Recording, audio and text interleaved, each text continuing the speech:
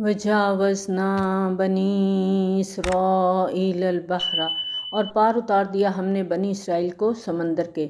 بنی اسرائیل جو سمندر کو عبور کر کے تو جزیرہ نماء سینا میں داخل ہوئے تھے۔ یہ وہ وقت ہے جب فرعون کو غرق کر دیا گیا تھا۔ اس کی ڈیٹیل ہم آگے پڑھیں گے کہ کس طرح یہ سارا واقعہ ہوا۔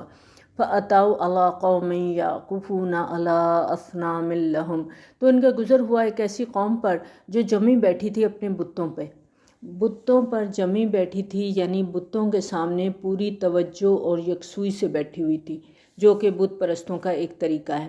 مگر بنی اسرائیل نے جب اس بت پرست قوم کو دیکھا کہ یہ اپنے بتوں کی عبادت میں مشغول ہیں تو ان کا جی بھی آ گیا کہ مصنوعی خداؤں کی پوجا پاٹ ہم بھی کریں اسی طرح جیسے یہ لوگ کر رہے ہیں، کیونکہ غلامانہ ذہنیت تھی نا، تو اس وجہ سے بہت جلدی امپریس ہو گئے ان سے کہ یہ لوگ بتوں کی پوجا کر رہے ہیں۔ قالوا یا موسیٰ اجعل لنا الہا کما لہم آلہہ، انہوں نے کہا اے موسیٰ علیہ السلام ہمارے لیے بھی کوئی معبود بنا دو جیسے ان کے معبود ہیں۔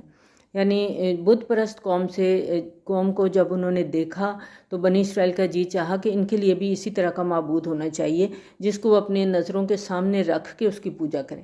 تو انہوں نے موسیٰ علیہ السلام سے اپنی خواہش کا اظہار کر دیا، اور موسیٰ علیہ السلام نے جواب میں کیا فرمایا؟ قال انکم قوم تجہلون، آپ نے فرمایا تم بڑے ہی جاہل لوگ ہو، یعنی یہ نادانی اور جہالت کی باتیں کر رہے ہو کہ ایک معبود خود بنا کے تو اس کی پوجا شروع کر دو۔ ان ہؤلاء متبر ما ہم فیہ وباطل ما کانوا یعملون، یہ لوگ جس چیز میں پڑے ہیں وہ سب کچھ برباد ہونے والا ہے، اور جو کچھ یہ لوگ کر رہے ہیں وہ سب باطل ہے۔ کیا میں اللہ کے سوا تمہارے لیے کوئی اور معبود تلاش کروں جبکہ اس نے تمہیں فضیلت دی ہے تمام جہان والوں پر؟ اور یاد کرو جب ہم نے تمہیں نجات دی آل فرعون سے جو تم نے مبتلا کیے ہوئے تھے بدترین عذاب سے، وہ قتل کر ڈالتے تھے تمہارے بیٹوں کو اور زندہ رکھتے تھے تمہاری بیٹیوں کو، اور یقیناً اس میں تمہارے رب کی طرف سے بہت بڑی آزمائش تھی۔ وَوَعَدْنَا مُوسَىٰ 30 لَيْلَةً، اور ہم نے بلایا موسیٰ علیہ السلام کو 30 راتوں کے لیے۔ اللہ تعالیٰ نے حضرت موسیٰ علیہ السلام کو 30 راتوں کے لیے کوہ سینا پر طلب کیا تھا۔ عام طور پر جب 30 رات کا ذکر ہوتا ہے تو اس سے مراد دن رات ہوتے ہیں، تو عربی محاورے میں رات کا تذکرہ جو ہے وہ زیادہ کیا جاتا ہے۔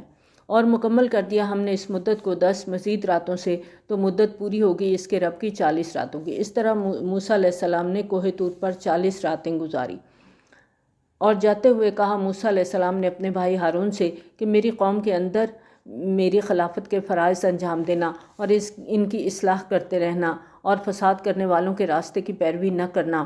اور جب موسیٰ علیہ السلام پہنچے ہمارے وقت مقررہ پر اور ان سے کلام کیا ان کے رب نے، قال ربی ارنی انظر الیک، انہوں نے درخواست کی کہ اے میرے پروردگار مجھے یارائے نظر دے، میں تجھے دیکھنا چاہتے تھے اپنے رب کو۔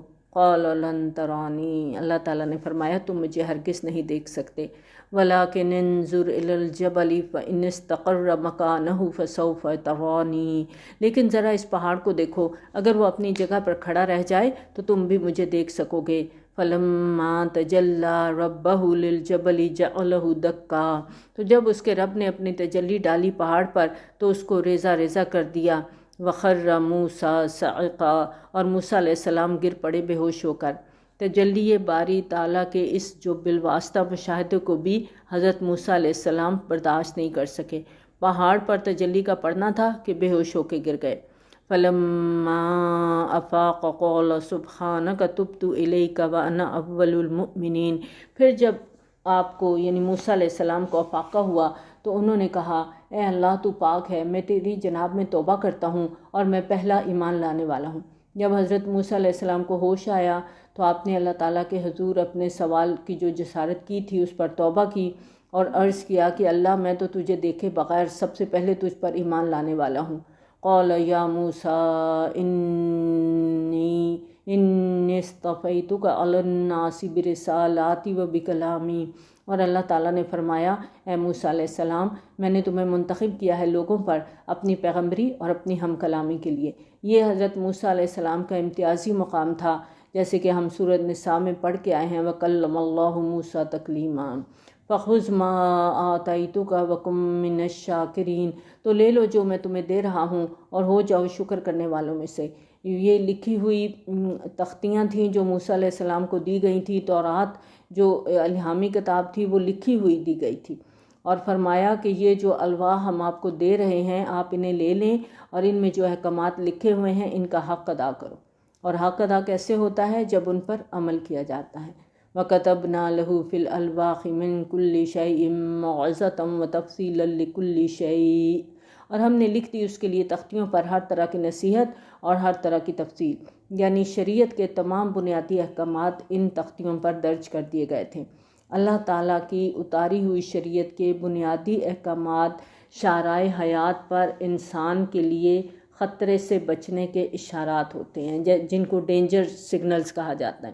جیسے آپ کسی مشکل پہاڑی سڑک پر جاتے ہیں تو اس سفر کو محفوظ بنانے کے لیے جگہ جگہ آپ دیکھتے ہیں کہ کوشنز بورڈ نصب کیے ہوئے ہوتے ہیں کہ آگے کھائی ہے یا خطرناک موڑ ہے یا خطرناک چڑھائی ہے، اس طرح کے بورڈ آپ نے دیکھے ہیں نا لگے ہوئے پہاڑی علاقوں کے اوپر۔ اسی طرح انسانی تمدن کے مشکل راستوں پر آسمانی شریعت اپنے احکامات کے کوشنز نصب کرتی اور انسانی کوشش کے لیے ایک محفوظ دائرہ فراہم کر دیتی ہے تاکہ انسان اس دائرے کے اندر رہے، اپنی عقل کو استعمال کرے اور اللہ کے احکامات کے مطابق زندگی گزارے۔ اس دائرے کے باہر محرمات ہوتے ہیں جن کے بارے میں اللہ کا حکم ہے کہ ان کے قریب بھی نہیں جانا۔ تلک حدود اللہ فلا تقربوها، سورۃ بقرہ میں پڑھا تھا نا، آیت نمبر 187 میں، کہ یہ ان کے قریب بھی نہیں جانا، جو اللہ کی حدود ہیں ان کو کراس نہیں کرنا۔ آپ دیکھیں کہ فساد وہیں ہوتا ہے جہاں اللہ کی حدود کراس ہوتے ہیں۔ سورج، چاند، ستارے کا نظام ہے، یہ اپنے اپنے آربٹ میں سب اپنا اپنا کام کر رہے ہیں، اور جس دن یہ اپنے آربٹ سے باہر نکل آئیں گے کیا ہوگا؟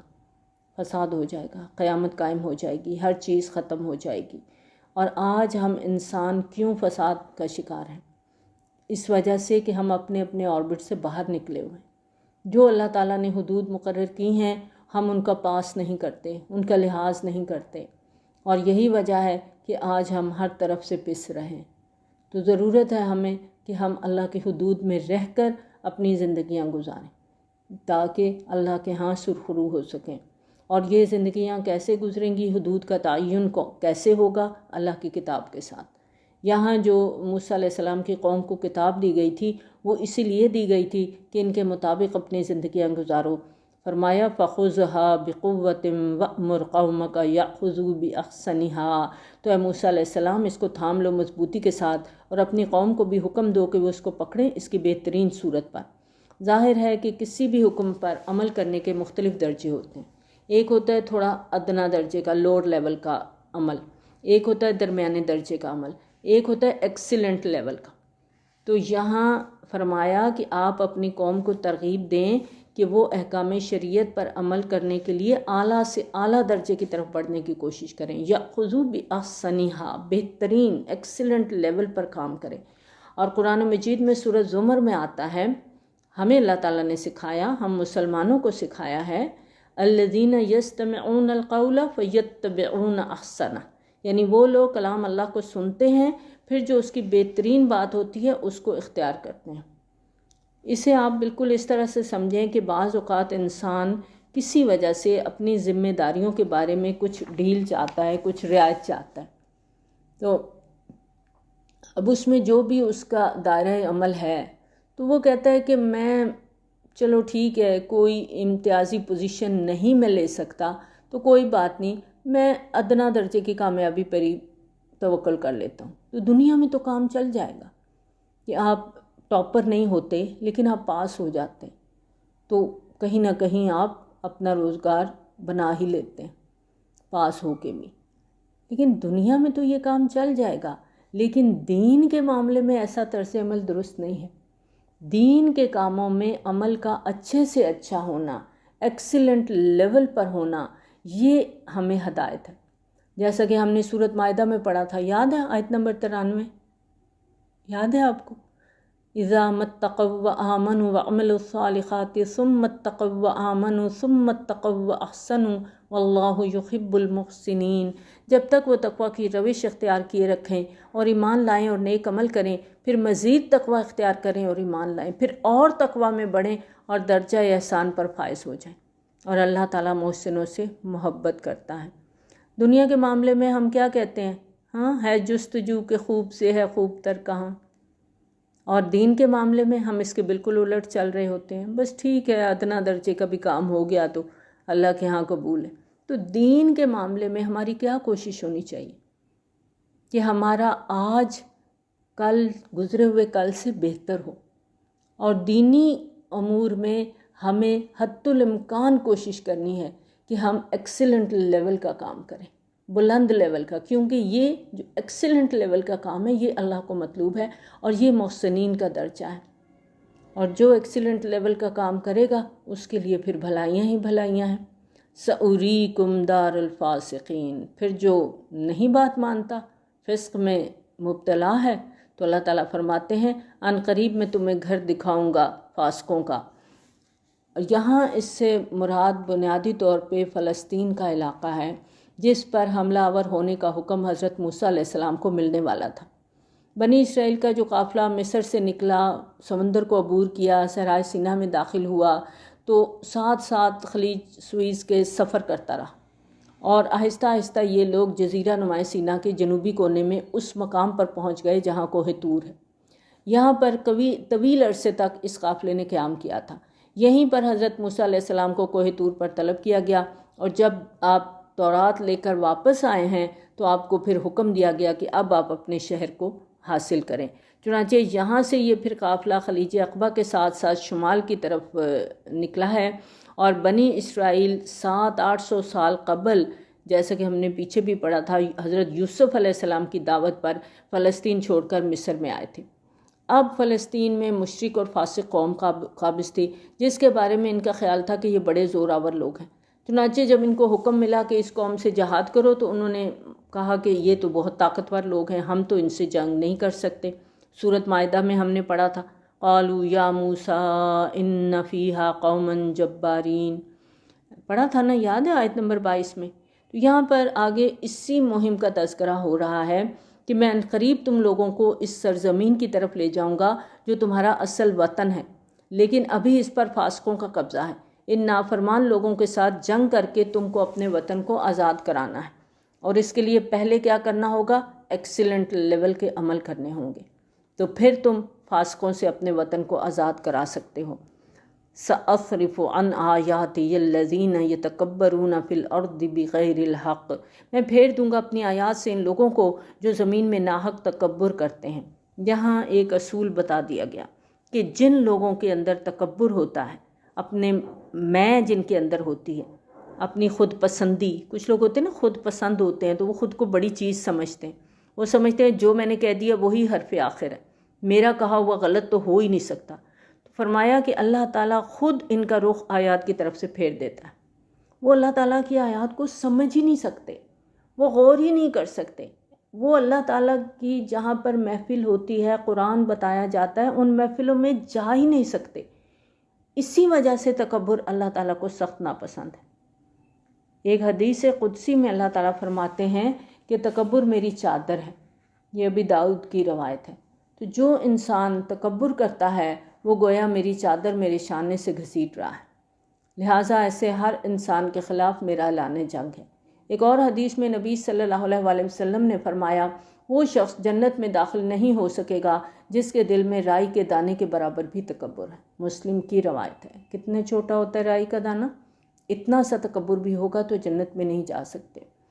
تو جو ہم آیت پڑھ رہے ہیں اس کا مطلب یہ ہے کہ جن لوگوں کے اندر تکبر ہے ہم خود انہیں اپنی آیات سے ہٹا دیتے ہیں، کیونکہ ایسے لوگوں کو ہم اس لائق ہی نہیں سمجھتے کہ وہ ہماری آیات کو دیکھیں، پڑھیں، سمجھیں۔ ایسے مغرور لوگوں کو، ایسے متکبر لوگوں کو ہم صراط مستقیم کی طرف آنے ہی نہیں دیتے، کیونکہ مہر لگ جاتی ہے نا، پھر وہ ادھر آ ہی نہیں سکتے، اور اگر وہ دیکھ بھی لیں ساری نشانیاں تب بھی وہ ان پر ایمان نہیں لائیں گے، اور اگر وہ دیکھ بھی لیں ہدایت کا راستہ تب بھی اس راستے کو اختیار نہیں کریں گے، اور اگر وہ دیکھیں برائی کا راستہ تو اسے فوراً اختیار کر لیں گے۔ یہ اس لیے کہ انہوں نے ہماری آیات کو جھٹلایا اور ان سے غفلت برتتے رہے۔ والذین کذبوا بآیاتنا ولقاء الآخرۃ حبطت اعمالہم، اور وہ لوگ بھی جھٹلائیں گے ہماری آیات کو اور آخرت کی ملاقات کو، ان کے اعمال ضائع ہو جائیں گے۔ یعنی ایسے لوگ جو اللہ تعالیٰ کی آیات کو درخور اتنا نہیں سمجھتے، وہ نہیں سمجھتے کہ ہمیں ایکسیلنٹ لیول کے کام کرنے ہیں، لیکن وہ دنیا میں بڑی بڑی نیکیاں کما رہے ہیں، تو اللہ کے ہاں ان کی نیکیوں کا کوئی صلہ نہیں۔ جیسے قریش مکہ تھے، خود کو خادمین کعبہ سمجھتے تھے، کعبے کی صفائی ستھرائی کا بہت اہتمام کرتے، حاجیوں کو خدمت کرتے، دودھ اور پانی کی سبیلیں لگاتے تھے، لیکن نبی صلی اللہ علیہ وآلہ وسلم کی دعوت پر ایمان نہیں لائے تھے۔ تو نبی صلی اللہ علیہ وآلہ وسلم کی دعوت پر ایمان لائے بغیر ان کے سارے اعمال اللہ کے نزدیک کوئی اہمیت نہیں رکھتے۔ حل یجزون الا ما کانوا یعملون، اور ان کو نہیں دیا جائے گا بدلے میں وہی جو کچھ وہ کرتے رہے، ہر شخص کو اس کے اعمال کے مطابق ہی اجر ملے گا۔ وَاتَّخَذَ قَوْمُ مُوسَىٰ مِن بَعْدِهِ مِنْ خُلِيِّهِمْ عِجْلًا جَسَدًا لَهُ خُوَارٌ، اور بنا لیا موسیٰ علیہ السلام کی قوم نے آپ کے بعد اپنے زیورات سے بچڑے کا سا ایک جسم جس سے گائے کی آواز آتی تھی۔ جب حضرت موسیٰ علیہ السلام کوہ طور پر گئے تو آپ کی قوم میں سے ایک فرد نے یہ فتنہ اٹھایا، اس کا نام سامری تھا۔ اس نے سونے کا ایک مجسمہ بنانے کا منصوبہ بنایا اور اس غرض سے اس نے سب لوگوں کے زیورات جو تھے وہ اکٹھے کر لیے۔ جب یہ لوگ حضرت موسیٰ علیہ السلام کے ساتھ مصر سے نکلے تو ان کے پاس جو کچھ تھا انہوں نے اپنے ساتھ اٹھا لیا تھا، تو اب اس نے سارے زیورات اکٹھے کیے، ایک بھٹی بنا کر ان کو گلایا اور ایک ماہر کاریگر کی طرح بچھڑے کی شکل اور جسامت کا ایک مجسمہ تیار کر دیا، اور اس کے اندر کچھ ایسے سوراخ رکھے کہ اس میں سے ہوا گزرتی تھی، تو جب ہوا گزرتی تھی تو گائے کے ڈکارنے جیسی آواز سنائی دیتی تھی۔ اور یہ سب کرنے کے بعد سامری نے اعلان کر دیا کہ یہ بچڑا تم لوگوں کا خدا ہے، اور موسیٰ علیہ السلام کو دراصل مغالطہ ہو گیا ہے کہ وہ اللہ سے ملنے کوہ طور پر چلے گئے ہیں۔ الم یروا انہ لا یکلمہم ولا یہدیہم سبیلا، کیا انہوں نے غور نہ کیا کہ نہ وہ ان سے کوئی بات کر سکتا ہے، نہ انہیں کوئی راستہ بتا سکتا ہے؟ اگرچہ اس میں سے گائے کسی آواز نکلتی تھی، لیکن فرمایا کہ انہوں نے یہ نہیں سوچا کہ یہ کوئی بامانی بات کرنے کے قابل نہیں ہے، نہ ہی وہ کسی بھی انداز میں ان کی رہنمائی کر سکتا ہے۔ اتخذوہ وکانوا ظالمین، اسی کو وہ معبود بنا بیٹھے اور وہ تھے بہت ظالم۔ بنی اسرائیل نے اسی بچڑے کو اپنا معبود مان کر اس کی پرستش شروع کر دی، اور اس طرح شرک جیسے ظلم عظیم کے مرتکب ہوئے، یعنی خود اپنی جانوں پر ظلم ڈھانے والے بن گئے۔ وَلَمَّا سُقِطَ فِي أَيْدِيهِمْ، اور یہ عربی کا محاورہ ہے، جیسے ہم اردو میں کہتے ہیں نا ہاتھوں کے طوطے اڑ جانا، وہ کب ہوتا ہے؟ جب انسان کو بہت پچھتاوا ہوتا ہے۔ وَلَمَّا سُقِطَ فِي أَيْدِيهِمْ، اور جب ان کے ہاتھوں کے طوطے اڑ گئے، یعنی ان کو پچھتاوا ہوا اور انہیں احساس ہوا، وَرَأَوْا أَنَّهُمْ قَدْ ضَلُّوا، انہیں احساس ہوا کہ وہ تو گمراہ ہو گئے ہیں۔ قَالُوا لَئِن لَّمْ يَرْحَمْنَا رَبُّنَا وَيَغْفِرْ لَنَا لَنَكُونَنَّ مِنَ الْخَاسِرِينَ، تو انہوں نے کہا اگر ہمارے رب نے ہم پر رحم نہ فرمایا اور ہمیں بخش نہ دیا تو ہم بہت خسارہ پانے والوں میں سے ہو جائیں گے۔ یہ جب اس نے یہ بچڑا بنایا تھا، اس وقت یہ لوگ 3 گروہوں میں تقسیم ہو گئے تھے۔ قوم کا بڑا حصہ وہ تھا جو اس گناہ میں بالکل شریک نہیں ہوا تھا۔ دوسرے گروپ میں وہ لوگ تھے جو کچھ دیر کے لیے اس گناہ میں شریک ہوئے، لیکن انہیں احساس ہو گیا کہ ان سے غلطی ہو گئی ہے تو وہ باہر آ گئے۔ تیسرا گروہ حضرت موسیٰ علیہ السلام کی واپسی تک اس شرک پہ ڈٹا رہا، یعنی یہاں پر درمیانی گروہ کے لوگوں کا ذکر ہے کہ غلطی کے بعد نادم ہوئے اور انہوں نے اعتراف کیا کہ وہ گمراہی کا ارتکاب کر بیٹھے ہیں۔ اب موسیٰ علیہ السلام جب واپس پلٹے تو پھر کیا ہوا؟ وَلَمَّا رَجَعَ مُوسَىٰ إِلَىٰ قَوْمِهِ غَضْبَانَ أَسِفًا، اور جب موسیٰ علیہ السلام لوٹے اپنی قوم کی طرف سخت غضبناک ہو کر افسوس میں، یعنی موسیٰ علیہ السلام اپنی قوم کی اس حرکت پر بہت غضبناک تھے۔ حضرت موسیٰ علیہ السلام کا کچھ مزاج بھی جلالی تھا اور قوم کے جرم اور گمراہی کی نوعیت بھی بڑی شدید تھی۔ پھر اللہ تعالیٰ نے موسیٰ علیہ السلام کو کوہ طور پہ ہی بتا دیا تھا کہ آپ کی قوم فتنے میں پڑ چکی ہے، لہٰذا آپ کا غم و غصہ اور رنج و افسوس جو تھا وہ بالکل بجا تھا۔ قَالَ بِئْسَ مَا خَلَفْتُمُونِی مِن بَعْدِی، آپ نے فرمایا بہت بری ہے میری نیابت جو تم نے کی ہے میرے بعد۔ اَعَجِلْتُمْ أَمْرَ رَبِّکُمْ، کیا تم نے اپنے رب کے معاملے میں جلدی کی؟ یعنی اگر سامری نے فتنہ کھڑا کر ہی دیا تھا تو تم لوگ بغیر سوچے سمجھے اتنی جلدی اس کی باتوں میں آ گئے، کم از کم میرے واپس آنے کا ہی انتظار کر لیتے۔ وَأَلْقَى الْأَلْوَاحَ، اور آپ نے وہ تختیاں ڈال دیں۔ کوہ طور سے جو تورات کی تختیاں لے کر آئے تھے وہ ابھی تک موسیٰ علیہ السلام کے ہاتھ میں تھیں، انہوں نے تختیوں کو ایک طرف رکھا۔ وَأَخَذَ بِرَأْسِ أَخِيهِ يَجُرُّهُ إِلَيْهِ، اور غصے میں اپنے بھائی کے سر کے بال پکڑ کر اپنی طرف کھینچنے لگے۔ حضرت موسیٰ علیہ السلام نے غصے میں حضرت ہارون علیہ السلام کو سر کے بالوں سے پکڑ کر کھینچا اور کہا، میں تمہیں اپنا خلیفہ بنا کے گیا تھا، میرے پیچھے تم نے کیا کیا؟ تم نے کیوں لوگوں کو بچڑے کی پوجا سے نہیں روکا؟ قال ابن ام ان القوم استضعفونی وکادوا یقتلوننی۔ ہارون علیہ السلام نے کہا، اے میرے ماں جائے، حقیقت میں قوم نے مجھے دبا لیا تھا اور وہ میرے قتل پر آمادہ ہو گئے تھے، یعنی میں نے تو ان کو ایسا کرنے سے منع کیا لیکن انہوں نے مجھے بالکل بے بس کر دیا تھا۔ اس معاملے میں ان لوگوں نے اس حد تک جسارت کی کہ میری جان کے درپے ہو گئے تھے۔ فلا تشمت بی الاعداء، اب آپ دشمنوں کو مجھ پر ہنسنے کا موقع نہ دیں۔ یعنی ہارون علیہ السلام نے موسیٰ علیہ السلام سے درخواست کی کہ اب اس طرح میرے بال کھینچ کر آپ دشمن کو خوش ہونے کا اور مجھ پر ہنسنے کا موقع نہ دیں۔ ولا تجعلنی مع القوم الظالمین، اور مجھے ان ظالموں کے ساتھ شامل نہ کریں، میں اس معاملے میں ان کے ساتھ نہیں ہوں، میں انہیں اس حرکت سے روکتا رہا، منع کرتا رہا، آپ مجھے ان کا ساتھی نہ سمجھیں۔ قال رب اغفر لی ولی اخی وادخلنا فی رحمتک وانت ارحم الراحمین۔ تب حضرت موسیٰ علیہ السلام نے دعا کرتے ہوئے کہا، ہے میرے پروردگار، تو بخش دے مجھے بھی اور میرے بھائی کو بھی، اور ہمیں داخل فرما اپنی رحمت میں، اور تو تمام رحم کرنے والوں میں سب سے بڑھ کر رحم فرمانے والا ہے۔ اب آپ دیکھیں یہاں موسیٰ علیہ السلام کو غصہ آیا، اور ان کا غصہ بالکل جائز تھا۔ جب انہوں نے اپنے بھائی سے پوچھا اور بھائی نے جب ان کو صفائی پیش کی تو فوری طور پہ انہیں احساس ہو گیا اور اللہ تعالیٰ سے بخشش طلب کرنے لگے۔ یہاں رکھیں ذرا اپنے آپ کو، ہمیں کسی بات پہ غصہ آئے، کوئی ہمیں صفائی دینا چاہے، ہم تو اس صفائی سننے کو ہی تیار نہیں ہوتے، ہم کہتے ہیں میں تمہاری بات سننی ہی نہیں۔ یہاں موسیٰ علیہ السلام اپنے بھائی کی بات سنتے ہیں اور اس کے بعد انہیں فوراً احساس ہو جاتا ہے کہ ان کا بھائی صحیح کہہ رہا ہے، تو فوراً اپنے رب سے بخشش مانگتے ہیں۔ اور اس دعا کے جواب میں اللہ تعالیٰ نے کیا فرمایا، ان الذین اتخذوا العجل سینالہم غضب من ربہم وذلۃ فی الحیاۃ الدنیا، یقیناً جن لوگوں نے بچڑے کو معبود بنا لیا، ان قریب ان کو پہنچے گا غضب ان کے رب کی طرف سے اور ذلت دنیا کی زندگی میں۔ وَكَذَلِكَ نَجْزِي الْمُفْتَرِينَ، اسی طرح ہم بدلہ دیتے ہیں بہتان باندھنے والوں کو۔ وَالَّذِينَ عَمِلُوا السَّيِّئَاتِ ثُمَّ تَابُوا مِن بَعْدِهَا وَآمَنُوا إِنَّ رَبَّكَ مِن بَعْدِهَا لَغَفُورٌ رَحِيمٌ، البتہ جن لوگوں نے برے کام کیے پھر توبہ کر لی، اس کے بعد ایمان لے آئے، تو یقیناً اس کے بعد آپ کا رب بخشنے والا اور رحم فرمانے والا ہے۔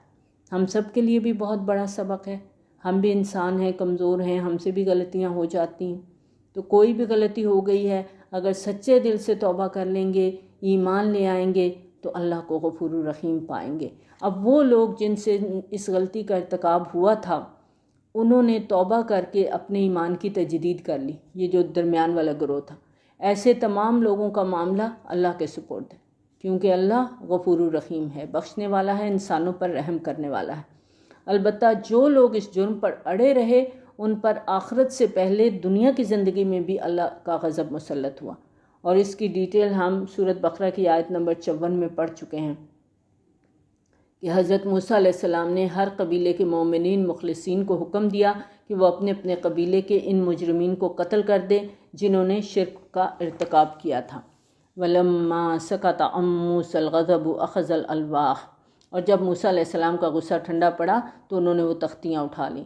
وَفِي نُسْخَتِهَا هُدًى وَرَحْمَةٌ لِّلَّذِينَ هُمْ لِرَبِّهِمْ يَرْهَبُونَ، اور اس کی تحریر میں تھی رحمت اور ہدایت ان لوگوں کے لیے جو اپنے رب سے ڈرتے ہیں۔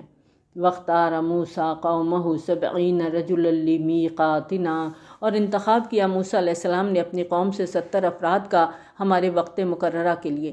بنی اسرائیل کے وہ لوگ جو آخری وقت تک اپنے مشرکانہ فعل پر قائم رہے، انہیں قتل کر دیا گیا۔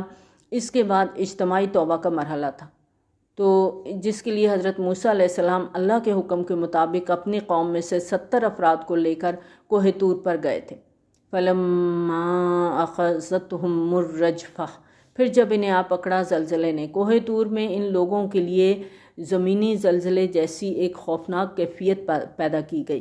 قَالَ رَبِّ لَوْ شِئْتَ أَهْلَكْتَهُم مِّن قَبْلُ وَإِيَّايَ، موسیٰ علیہ السلام نے عرض کیا، اے پروردگار، اگر تو چاہتا تو ہلاک کر دیتا پہلے ہی ان سب کو اور مجھے بھی، تو کیا تو ہمیں ہلاک کر دے گا ہم میں سے کچھ بیوقوف لوگوں کی حرکت کی وجہ سے؟ قوم کے کچھ جاہل لوگوں نے یہ شرک کیا جو حرکت کی، انہیں تو اس کی سزا بھی مل چکی ہے۔ ہم نے انہیں اپنے ہاتھوں سے قتل کر کے کفارہ بھی دے دیا ہے، تو کیا تو ان کی وجہ سے اب ہم سب کو ہلاک کر دے گا؟ مگر یہ تیری طرف سے ایک آزمائش ہے، تو گمراہ کرتا ہے اس کے ذریعے سے جس کو چاہتا ہے اور ہدایت دیتا ہے جس کو چاہتا ہے۔ تو ہمارا پشت پناہ ہے، بس ہمیں بخش دے، ہم پر رحم فرما، یقیناً تمام بخشنے والوں میں تو سب سے بہتر بخشنے والا ہے۔ وَاكْتُبْ لَنَا فِي هَٰذِهِ الدُّنْيَا حَسَنَةً وَفِي الْآخِرَةِ، اور تو ہمارے لیے اس دنیا کی زندگی میں بھی بھلائی لکھ دے اور آخرت میں بھی لکھ دے۔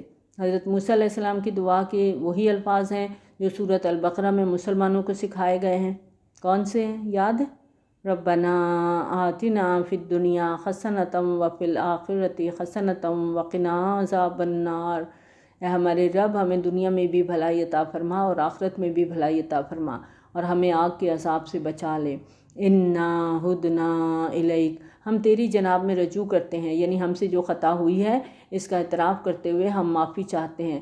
قال عذابی اصیب بہ من اشاء ورحمتی وسعت کل شیء، اللہ تعالیٰ نے فرمایا میں عذاب میں مبتلا کروں گا جس کو چاہوں گا اور میری رحمت ہر شے پر چھائی ہوئی ہے۔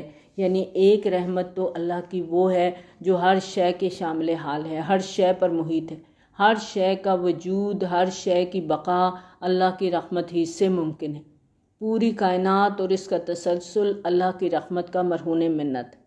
اللہ تعالیٰ نے فرمایا میری اس رحمت عامہ سے تمام مخلوقات حصہ پا رہی ہیں، لیکن جہاں تک میری خاص رحمت کا تعلق ہے جس کے لیے تم لوگ مجھ سے سوال کر رہے ہو، فَسَأَكْتُبُهَا لِلَّذِينَ يَتَّقُونَ وَيُؤْتُونَ الزَّكَاةَ وَالَّذِينَ هُمْ بِآيَاتِنَا يُؤْمِنُونَ، تو اسے میں لکھ دوں گا ان لوگوں کے لیے جو تقوی کی روش اختیار کریں گے، زکوٰۃ دیتے رہیں گے اور ہماری آیات پر پختہ ایمان رکھیں گے۔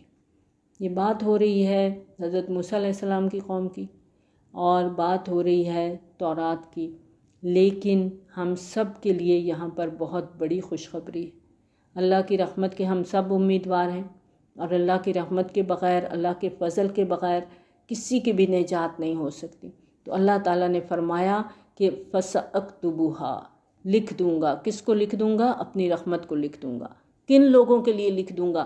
لِلَّذِينَ يَتَّقُونَ، ہیں ہم تقوی والے؟ یقین کریں اگر ہمارے اندر واقعی تقوی کی وہ کیفیت پیدا ہو جائے نا جو اللہ کو مطلوب ہے، تو ہمارے منہ سے تو کبھی کچھ غلط نکل ہی نہیں سکتا، ہم کسی کے ساتھ برا کر ہی نہیں سکتے، ایون ہم سوچ بھی نہیں سکتے کسی کے بارے میں کچھ برا کرنے کے لیے۔ ہے ایسی فیلنگ ہے کہ ہم کسی کے بارے میں برا نہ سوچیں؟ سازشیں ہی نہیں ختم ہوتی، باتیں ہی نہیں ختم ہوتی، غیبتیں ہی نہیں ختم ہوتی، تقوی کہاں سے آئے گا؟ مزہ ہی نہیں آتا ان باتوں کے بغیر۔ تو یہاں بتا دیا اللہ کی رحمت چاہیے تو اس کے لیے کیا کرنا ہوگا؟ اللہ تعالیٰ کا وعدہ ہے، اور یہ ہر ایک سے وعدہ ہے اللہ کا، قیامت تک آنے والے لوگوں سے اللہ کا وعدہ ہے۔ جو بھی اللہ کی آیات پر ایمان رکھے گا، جو بھی زکوٰۃ کے طریقے پر چلے گا، اور زکوٰۃ میں صرف مال کی زکوٰۃ نہیں ہے، اپنے اندر کی صفائی بھی ہے، اندر کی پاکیزگی، دل کی صفائی اور اللہ کا تقوی، تو اللہ کا وعدہ ہے کہ وہ اپنی رحمت ان لوگوں کے لیے لکھ دے گا۔ اللہم اجعلنا منہم الذین یتبعون رسول النبی الامی، جو اتباع کریں گے رسول نبی امی صلی اللہ علیہ وآلہ وسلم کا۔ یعنی اللہ تعالیٰ اپنی رحمت لکھیں گے کن لوگوں کے لیے؟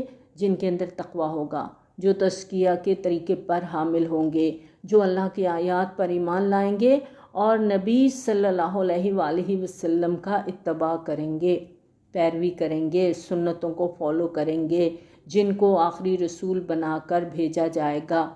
نبی صلی اللہ علیہ وآلہ وسلم نے دنیاوی اعتبار سے کوئی تعلیم حاصل نہیں کی تھی، نہ ہی آپ دنیاوی معیار کے مطابق کوئی پڑھنا لکھنا جانتے تھے، تو نبی صلی اللہ علیہ وآلہ وسلم اس لحاظ سے امی تھے، اور جن لوگوں میں نبی صلی اللہ علیہ وآلہ وسلم کو مبعوث کیا گیا تھا وہ بھی امی تھے، کیونکہ ان کے پاس نہ پہلے کوئی کتاب تھی نہ شریعت تھی۔ الذی یجدونہ مکتوبا عندہم فی التوراۃ والانجیل، اور جسے پائیں گے وہ لکھا ہوا اپنے پاس تورات اور انجیل میں، یعنی نبی صلی اللہ علیہ وآلہ وسلم کے بارے میں جو پیشین گوئیاں ہیں، آپ کے حالات، آپ کے بارے میں واضح علامات، یہ سب ان کو تورات اور انجیل میں ملیں گی۔ وہ انہیں نیکی کا حکم دیں گے، تمام برائیوں سے روکیں گے اور ان کے لیے تمام پاک چیزیں حلال کر دیں گے۔ بنی اسرائیل پر کچھ چیزیں ان کی شرارتوں کی وجہ سے، نافرمانیوں کی وجہ سے حرام کر دی گئی تھی، جیسے کہ سورۃ نساء کی آیت نمبر 160 میں ہم پڑھ کے آئے ہیں۔ تو فرمایا کہ جو نبی امی آئیں گے صلی اللہ علیہ وآلہ وسلم، وہ تمام بندشیں اٹھا دیں گے اور تمام پاکیزہ چیزوں کو حلال کر دیں گے اور حرام کر دیں گے ان پر ناپاک چیزوں کو، اور ان سے اتار دیں گے ان کے بوجھ اور توق جو ان پر پڑے ہوئے ہیں۔ تو اس آیت میں خوشخبری دی جا رہی ہے کہ نبی صلی اللہ علیہ وآلہ وسلم تشریف لائیں گے، انسانیت کو غلط رسومات سے، خود ساختہ عقائد سے، باطل نظام کے بوجھوں سے نجات دلائیں گے، عدل و انصاف کا نظام قائم کریں گے۔ اس کے بعد نبی صلی اللہ علیہ وآلہ وسلم کے ساتھ تعلق کی شرائط آگے بیان کی جا رہی ہیں، اور ہر شرط پر غور کرنے کی ضرورت ہے۔ فَالَّذِينَ آمَنُوا بِهِ، تو جو لوگ نبی صلی اللہ علیہ وآلہ وسلم پر ایمان لائیں گے، پہلی اور بنیادی شرط ہے نبی صلی اللہ علیہ وآلہ وسلم پر ایمان، اور ایمان لانے کے دو بنیادی تقاضے ہیں۔ نمبر 1 نبی صلی اللہ علیہ وآلہ وسلم کی اطاعت، اور دوسرا تقاضا ہے نبی صلی اللہ علیہ وآلہ وسلم کی محبت۔ نبی صلی اللہ علیہ وآلہ وسلم نے فرمایا، تم میں سے کوئی شخص مومن نہیں جب تک کہ اس کی خواہش نفس تابع نہ ہو جائے اس چیز کے جو میں لے کر آیا ہوں۔ یہ مشکات کی روایت ہے، یعنی جو احکامات جو شریعت نبی صلی اللہ علیہ وآلہ وسلم لے کر تشریف لائے ہیں، اگر کوئی شخص ایمان رکھتا ہے کہ یہ اللہ کی طرف سے ہے تو اسے ان سب باتوں کو تسلیم کر کے اس پر عمل کرنا ہوگا۔ دوسری حدیث متفق علیہ ہے، اور اس کے راوی حضرت انس بن مالک رضی اللہ تعالیٰ عنہ ہیں۔ وہ روایت کرتے ہیں، نبی صلی اللہ علیہ وآلہ وسلم نے فرمایا، تم میں سے کوئی شخص مومن نہیں ہو سکتا جب تک کہ میں اسے محبوب تر نہ ہو جاؤں اس کے باپ، بیٹے اور تمام انسانوں سے۔ چنانچہ یہ دونوں تقاضے پورے ہوں گے تو نبی صلی اللہ علیہ وآلہ وسلم پر ایمان کا دعویٰ حقیقت بنے گا، یعنی نبی صلی اللہ علیہ وآلہ وسلم سے کی اطاعت بھی کرنی ہے اور آپ سے محبت بھی کرنی ہے۔ وَعَزَّرُوهُ وَنَصَرُوهُ، اور نبی صلی اللہ علیہ وآلہ وسلم کی تعظیم کریں گے اور آپ کی مدد کریں گے۔ یعنی جب محبت اور اطاعت کے تقاضے پورے ہوں گے تو لازمی نتیجہ یہ نکلے گا کہ دلوں میں نبی صلی اللہ علیہ وآلہ وسلم کی تعظیم آئے گی، عزت آئے گی، اور آپ کی عظمت دلوں پہ راج کرے گی۔ پھر جہاں بھی نبی صلی اللہ علیہ وآلہ وسلم کا نام مبارک سنائی دے گا تو بے ساختہ زبانوں پر درود و سلام آ جائے گا۔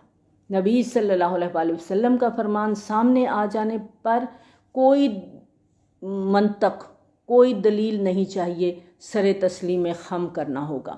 نبی صلی اللہ علیہ وآلہ وسلم کے ادب اور احترام کے سلسلے میں ہم مسلمانوں کو ایک اصول ہمیشہ مد نظر رکھنا ہے کہ کسی معاملے میں بھی نبی صلی اللہ علیہ وآلہ وسلم کا فرمان سن لینے کے بعد اب ہمیں کوئی رائے زنی نہیں کرنی، یہ کسی بھی مسلمان کو زیب نہیں دیتا۔ اور جہاں تک نبی صلی اللہ علیہ وآلہ وسلم کی مدد کرنے کا حکم ہے وَنَصَرُوهُ، تو یہاں پر نبی صلی اللہ علیہ وآلہ وسلم کو کس کام میں مدد درکار ہے؟ آپ کو اپنے کسی ذاتی کام کے لیے مدد چاہیے؟ کوئی ذاتی حکومت تو آپ نے اپنی قائم نہیں کی تھی جس کے قیام کے لیے، جس کو قائم رکھنے کے لیے آپ کو مدد کی ضرورت ہوتی، نہ ہی آپ کی کوئی ذاتی جاگیر یا جائیداد تھی جس کو سنبھالنے کے لیے مدد درکار ہے۔ آپ کو تو اپنے مشن کی تکمیل کے لیے مدد چاہیے تھی جس کے لیے آپ مبعوث کیے گئے تھے، اور وہ تھا غلبہ حق اور اقامت دین کا مشن۔ والذی ارسل رسولہ بالہدی ودین الحق لیظہرہ علی الدین کلہ، یہ سورۃ صف کی آیت نمبر 9 ہے۔ تو دین حق کے غلبے کے لیے کی جانے والی جد و جہد میں نبی صلی اللہ علیہ وآلہ وسلم کو مددگاروں کی ضرورت تھی۔ اس کے لیے نبی صلی اللہ علیہ وآلہ وسلم کی طرف سے من انصاری اللہ کی صلاح عام تھی کہ مجھے اللہ کا دین غالب کرنا ہے، یہ میرا فرض منصبی ہے، کون ہے جو آگے آئے گا، میرا ہاتھ بٹائے گا، میرا مددگار ہوگا۔ چنانچہ نبی صلی اللہ علیہ وآلہ وسلم نے اپنی محنت، صحابہ کرام رضی اللہ تعالیٰ عنہم کی قربانیوں سے اور اللہ کی مدد سے جزیرہ نمائے عرب میں دین کو غالب کر کے اپنے اس مشن کی تکمیل کر دی۔ اور نبی صلی اللہ علیہ وآلہ وسلم کے بعد ہم دیکھتے ہیں کہ کچھ عرصے تک دین غالب رہا، پھر مغلوب ہو گیا، اور آج تک مغلوب ہے۔ کہیں بھی آج دنیا میں دین غالب نہیں ہے۔ اب دین کو ساری دنیا میں غالب کرنا کس کی ذمہ داری ہے؟ امت محمدیہ صلی اللہ علیہ وآلہ وسلم کی ذمہ داری ہے، ہم سب کی ذمہ داری ہے، اس میں میں، آپ، ہم سب شامل ہیں۔ نصروہ کا میدان جو ہے نا، یہ کھلا ہوا ہے، ہم نے تو 1 مہینہ رکھ لیا ہے نبی صلی اللہ علیہ وآلہ وسلم کی عزت محبت کا اظہار کرنے کے لیے، لیکن پریکٹیکلی ہم کیا کر رہے ہیں؟ ہمیں اللہ کے دین کو غالب کرنا ہے، نبی صلی اللہ علیہ وآلہ وسلم کے پیغام کو آگے پہنچانا ہے۔ آج بھی نصروہ کی ضرورت ہے۔ سورۃ صف کی آیت نمبر 14 میں آتا ہے یا ایھا الذین آمنوا کونوا انصار اللہ۔ یہ قرآنی حکم ہے کہ نبی صلی اللہ علیہ وآلہ وسلم کی مشن کی طرف مدد کرنے کے لیے پکارا جا رہا ہے، اور یہ حکم آج بھی ہمیں پکار رہا ہے۔ ہم سب کو ضرورت ہے کہ ہم اس مشن میں آگے آئیں، اللہ کے پیغام کو انسانیت تک پہنچائیں۔ کم از کم اپنے اپنے لیول تک تو ہم یہ کام کر سکتے ہیں نا۔ وَاتَّبَعُوا النُّورَ الَّذِي أُنزِلَ مَعَهُ، اور پیروی کریں اس نور کی جو آپ صلی اللہ علیہ وآلہ وسلم کے ساتھ نازل کیا جائے گا۔ یعنی کٹھن مشن کی تکمیل کا راستہ بتا دیا گیا کہ دین کے غلبے کی تکمیل کیسے ہوگی، اس قرآن کے ذریعے سے ہوگی۔ جس طرح نبی صلی اللہ علیہ وآلہ وسلم نے قرآن کے ذریعے سے لوگوں کا تزکیہ کیا تھا، یتلو علیہم آیاتہ ویزکیہم ویعلمہم الکتاب والحکمہ، اسی طرح آج بھی ضرورت ہے کہ اس قرآن کے ذریعے سے ہم خود بھی سبق حاصل کریں اور لوگوں کو بھی ترغیب دیں، قرآن کے ساتھ جڑیں، قرآن کی تلاوت کریں۔ اور تلاوت کا کیا مطلب ہے؟ پیچھے پیچھے چلنا، پیروی کرنا۔ قرآن کی تلاوت سے دلوں کی صفائی کریں، قرآن کا پیغام خود بھی پڑھیں، سمجھیں اور آگے لوگوں کو سنائیں، جہالت کے اندھیروں سے نکالیں، ہدایت کی روشنی کی طرف لے کر آئیں۔ قرآن کے نور سے تاریکیوں کے جو ہمارے دل تاریک ہیں وہاں ایمان کی شمع ہمیں روشن کرنی ہے، اور یہ نور علی نور بننا ہے، ہمیں چراغ سے چراغ جلانے ہیں۔ یہ ہے نبی صلی اللہ علیہ وآلہ وسلم کی مدد کرنے کا صحیح طریقہ، اور یہ ہے اس نور کو، اس قرآن کی پیروی کرنے کا معروف راستہ۔ اور جو لوگ بھی اس راستے پر چلیں گے، اللہ تعالیٰ نے فرمایا اولئک ھم المفلحون، یہی لوگ فلاح پانے والے ہیں۔ اب فلاح چاہیے ہمیں، تو فلاح کے لیے پھر ہمیں کیا کرنا ہوگا؟ نبی صلی اللہ علیہ وآلہ وسلم کے راستے پر چلنا ہوگا، اس قرآن کے ذریعے خود بھی اللہ سے جڑنا ہے اور دوسروں کو بھی اللہ سے جوڑنا ہے۔ اب آگے جو آیات ہم پڑھنے جا رہے ہیں، براہ راست نبی صلی اللہ علیہ وآلہ وسلم کو مخاطب کر کے فرمایا جا رہا ہے کہ آپ لوگوں کو بتا دیں کہ میں اللہ کا رسول ہوں، تمام بنی نوع انسان کی طرف بھیجا گیا ہوں۔ پچھلی آیات میں ہم دیکھتے ہیں کہ حضرت موسیٰ علیہ السلام کا ذکر کیا گیا، تورات اور انجیل میں نبی صلی اللہ علیہ وآلہ وسلم کے بارے میں جو بشارتیں ہوئیں ان کے بارے میں بتایا گیا، اور پھر فرمایا کہ نبی صلی اللہ علیہ وآلہ وسلم سے کہ اب آپ اعلان کہہ دیجئے کہ میں ہی وہ رسول ہوں جن کا ذکر تم اپنی کتابوں میں پڑھ چکے ہو، مجھ پر ایمان لانے کی تاکید تمہیں ہوئی تھی، مجھ پر میری مدد کرنے کی تاکید تمہیں ہوئی تھی۔ موسیٰ علیہ السلام کے پیروکاروں کو حکم تھا کہ میری دعوت پر لبیک کہنے والوں کے لیے وعدہ ہے اللہ کی خصوصی رحمت کا، اور اب میری نصرت اور اطاعت کا حق ادا کرنے والوں کو ضمانت ملے گی فلاح کی۔ اور اس صورت میں ہم نے جتنے بھی رسولوں کا تذکرہ پڑھا ہے ان کا خطاب یا قومی، اے میری قوم کے لوگوں سے شروع ہوتا ہے۔ نوٹ کیا آپ نے یہ بات؟ مگر نبی صلی اللہ علیہ وآلہ وسلم کی یہ امتیازی شان ہے کہ آپ کسی مخصوص قوم کی طرف مبعوث نہیں ہوئے، آپ کی رسالت عالمی سطح کی رسالت ہے، آپ پوری بنی نوع انسانی کی طرف رسول بنا کر بھیجے گئے ہیں۔ اور سورۃ بقرہ کی آیت نمبر 21 میں اس حقیقت کی جھلک نظر آتی ہے، یا ایھا الناس اعبدوا ربکم الذی خلقکم والذین من قبلکم لعلکم تتقون، اے لوگو بندگی اختیار کرو اپنے اس رب کی جس نے تم کو پیدا کیا اور تم سے پہلے جتنے لوگ گزرے تاکہ تم بچ سکو۔ اب ہم ان آیات کا مطالعہ کرتے ہیں اس پس منظر کو جاننے کے بعد، تاکہ ہماری سمجھ میں یہ آیات آئیں۔ قل یا ایھا الناس انی رسول اللہ الیکم جمیعا، اے نبی صلی اللہ علیہ وآلہ وسلم کہہ دیجئے اے لوگوں میں اللہ کا رسول ہوں تم سب کی طرف۔ یہ بات مختلف انداز میں مختلف الفاظ کے ساتھ قرآن مجید میں 5 مقامات پر دہرائی گئی ہے کہ نبی صلی اللہ علیہ وآلہ وسلم کی بعثت پوری نوع انسانی کے لیے۔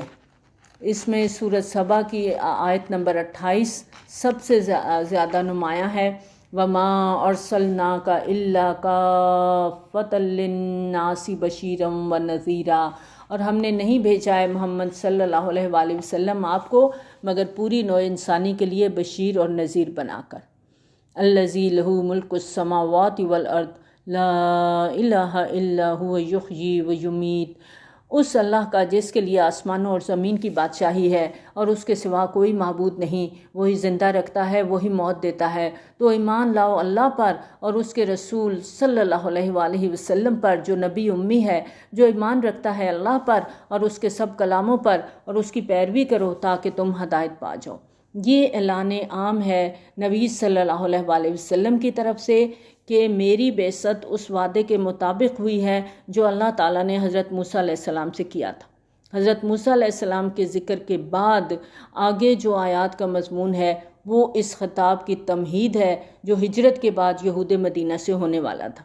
جیسے کہ ہم نے پہلے بھی پڑھا ہے کہ یہ صورت مکی دور کے آخری دور میں نازل ہوئی تھی اور اس کے نزول کے فوراً بعد ہجرت کا حکم آنے کو تھا، جس کے بعد دعوت کے سلسلے میں نبی صلی اللہ علیہ وآلہ وسلم کا مدینہ کے یہودی قبائل کے ساتھ براہ راست سابقہ پیش آنے والا تھا۔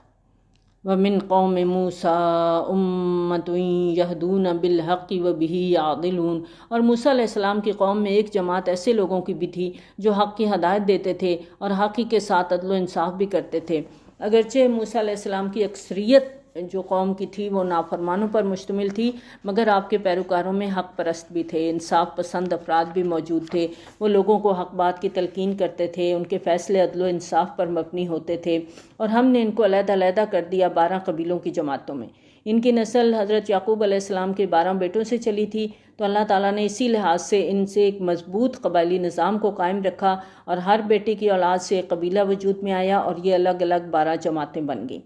وَأَوْحَيْنَا إِلَىٰ مُوسَىٰ إِذِ اسْتَسْقَاهُ قَوْمُهُ أَنِ اضْرِب بِّعَصَاكَ الْحَجَرَ، اور ہم نے وحی کی موسیٰ علیہ السلام کی طرف جب پانی طلب کیا آپ سے آپ کی قوم نے کہ اپنی لاٹھی سے چٹان پر ضرب لگائیے، پس اس میں سے 12 چشمے پھوٹ پڑے، تو ہر قبیلے نے جان لیا اپنے اپنے گھاٹ کو، اور ہم نے ان کے اوپر بادل کا سائبان رکھا اور اتارا ہم نے ان پر من اور سلوہ، اور ان سے کہا کھاؤ ان پاکیزہ چیزوں میں سے جو ہم نے تمہیں رزق میں دی ہے، اور انہوں نے ہمارا کچھ نہیں بگاڑا بلکہ وہ خود اپنی جانوں پر ظلم کرتے رہے۔ اگر انسان اللہ کی بات نہیں مانتا، اللہ کی فرما برداری نہیں کرتا، تو وہ اللہ کا کوئی نقصان نہیں کر رہا، وہ سراسر اپنا نقصان کرتا ہے، اپنے آپ کو ہلاکت میں ڈالتا ہے، اور یہی بنی اسرائیل نے کیا۔ اور یاد کرو جب ان سے کہا گیا تھا آباد ہو جاؤ اس بستی میں اور اس میں سے کھاؤ پیو جہاں سے چاہو، یہ وہ بستی جس شہر کا نام اریحا تھا، یہ فلسطین کا پہلا شہر تھا جو بنی اسرائیل نے حضرت موسیٰ علیہ السلام کے خلیفہ حضرت یوشع بن نون کی سرکردگی میں باقاعدہ جنگ کر کے فتح کیا تھا۔ وَقُولُوا حِطَّةٌ وَادْخُلُوا الْبَابَ سُجَّدًا، اور استغفار کرتے رہو اور شہر کے دروازوں میں سے سر جھکا کر داخل ہونا۔ یہ ہم پیچھے بھی پڑھ چکے کہ انہیں حکم دیا گیا تھا کہ شہر میں جب داخل ہو تو حِطَّةٌ کا ورد کرتے ہوئے جانا، یعنی استغفار کرتے ہوئے جانا، لیکن انہیں اللہ تعالیٰ سے اپنی لغزشوں اور کوتاہیوں کی معافی مانگتے ہوئے شہر میں داخل ہونے کا حکم دیا گیا۔ اور دوسرا حکم یہ تھا کہ جب تم فاتح کی حیثیت سے شہر کے دروازے سے داخل ہو تو اللہ تعالیٰ کے حضور عاجزی اختیار کرتے ہوئے سجدہ شکر ادا کرنا، ایسا نہ ہو کہ تکبر سے تمہاری گردنیں اکڑی ہوئی ہوں۔ اس کا فائدہ کیا ہوگا؟ نغفر لکم خطیئاتکم، ہم تمہاری خطائیں بخش دیں گے، سنزید المحسنین، اور ہم محسنین کو اور بھی زیادہ عطا کریں گے۔ یعنی اس طرح اگر تم رب کی بات مانو گے تو نہ صرف یہ کہ تمہاری خطائیں معاف کر دی جائیں گی، بلکہ تم میں سے جو مخلص اور نیک لوگ ہیں ان کو مزید بھی عطا کیا جائے گا، ان کے درجات بلند ہوں گے، ان کو اونچے اونچے مراتب عطا کریں گے۔ لیکن ہوا کیا؟ فَبَدَّلَ الَّذِينَ ظَلَمُوا مِنْهُمْ قَوْلًا غَيْرَ الَّذِي قِيلَ لَهُمْ، تو بدل دی ان لوگوں نے جو ان میں سے ظالم تھے اس بات کی بجائے جو ان سے کہی گئی تھی دوسری بات، یعنی حِطَّةٌ کی بجائے انہوں نے حِنطَةٌ جس کا مطلب تھا ہمیں گیہوں چاہیے وہ کہنا شروع کر دیا۔ فَأَرْسَلْنَا عَلَيْهِمْ رِجْزًا مِّنَ السَّمَاءِ بِمَا كَانُوا يَظْلِمُونَ، تو ہم نے بھیج دیا ان پر ایک عذاب آسمان سے بسبب اس ظلم کے جو وہ اپنے اوپر کرتے تھے۔ جن لوگوں نے یہ لفظ بدلنے کی حرکت کی تھی، روایات میں آتا ہے کہ ان میں طاعون کی بیماری پھوٹی جس کی وجہ سے سب کے سب ہلاک کر دیے گئے۔ اور ان سے ذرا پوچھیے اس بستی کے بارے میں جو ساحل سمندر پر تھی، یہ اصحاب سبت کا واقعہ جو کہ ہوا تھا اِذْ یعدون فی السبت، جب کہ وہ سبت کے قانون میں حد سے تجاوز کرنے لگے، جب کہ آتی تھی ان کی مچھلیاں ان کے پاس ہفتے کے دن چھلانگیں لگاتی ہوئی۔ یہ ہفتے کے دن کوئی دنیا کا کام نہیں کرتے تھے۔ اب ایک مچھروں کی بستی تھی، وہ دریا کے کنارے تھی۔ اب پورا ہفتہ مچھلیاں اس طرح سے نہیں آتی تھیں جس طرح سے وہ ہفتے والے دن آتی تھی، تو یہ ان کے لیے ایک بہت بڑی آزمائش بن گئی تھی۔ تو انہوں نے اس میں بھی ہیلے تلاش کرنے شروع کر دیے۔ وَيَوْمَ لَا يَسْبِتُونَ لَا تَأْتِيهِمْ، اور جس دن سبت نہیں ہوتا تھا وہ ان کے قریب نہیں آتی تھی، یعنی ہفتے کے باقی 6 دن مچھلیاں ساحل سے دور گہرے پانی میں رہتی، جہاں سے پکڑنا ان کے لیے تھوڑا مشکل تھا، کیونکہ اس زمانے میں اتنے جہاز اور آلات وغیرہ تو نہیں تھے کہ لوگ گہرے پانی میں مچھلی کا شکار کر سکتے۔ کذالک نبلوہم بما کانوا یفسقون، اس طرح ہم انہیں آزماتے تھے بوجہ اس کے کہ وہ نافرمانی کرتے تھے۔ آئے دن کی نافرمانیوں کی وجہ سے ان کو اس آزمائش میں ڈالا گیا کہ شریعت کے حکم پر قائم رہتے ہوئے یہ لوگ فاقے برداشت کرتے ہیں یا نافرمانی کرتے ہوئے شریعت کے ساتھ تمسخر کی کوئی صورت نکال لیتے۔ انہوں نے دوسرا رستہ اختیار کیا، اور کچھ لوگوں نے قانون میں چور دروازہ نکال لیا۔ وہ ہفتے کے روز جمعے کی شام کو وہ ڈال دیتے تھے جال، اور ہفتے کو مچھلیاں اس میں آ جاتی اور اتوار کی صبح نکال لیتے تھے۔ اس طرح انہوں نے ایک ہیلا ڈھونڈ لیا تھا۔ ایک اور روایت میں آتا ہے کہ ہفتے کے دن ساحل پہ جا کے گڑھے کھود آتے تھے اور نالیوں کے ذریعے انہیں سمندر سے ملا دیتے۔ اس طرح سمندر کا پانی گڑھوں میں آ جاتا تو پانی کے ساتھ مچھلیاں بھی گڑھوں میں آ جاتی۔ بعد میں وہ واپسی کا رستہ بند کر دیتے اور اتوار کو جا کے قید کی ہوئی مچھلیوں کو آسانی سے پکڑ لیتے۔ یعنی عملی طور پہ وہ ہفتے کے روز ہی ان کو قابو کر لیتے، لیکن موقف ان کا کیا تھا کہ ہم ہفتے کے دن مچھلیوں کو ہاتھ نہیں لگاتے۔ تو شریعت کے اس حکم کو انہوں نے مذاق بنا لیا تھا اور اس حکم کی اصل روح کو مسخ کر دیا تھا، جب کہ انہوں نے یہ دن بھی گڑھے کھودنے میں، پانی کھولنے میں اور بند کرنے میں صرف کرنا شروع کر دیا تھا۔ یہیں پہ اس کو مکمل کرتے ہیں۔ وآخر دعوانا الحمد للہ رب العالمین، سبحانک اللہم وبحمدک، نشہد ان لا الہ الا انت، نستغفرک ونتوب الیک۔ السلام علیکم ورحمۃ اللہ وبرکاتہ۔